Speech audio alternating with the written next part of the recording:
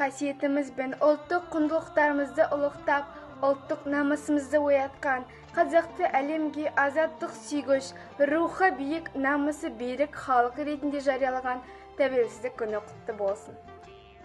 Сіздерге игілік, барлық бастамаларыңызға сәттілік, ертеңгі күндеріңізге сенімділік тілеймін. Еліміздің мәртебесі биіктеп, әлемге шарықтай беруіне деген ыстық ықыласымды жеткіземін. Дәулетіміз шалқып, береке билігіміз жараса берсін.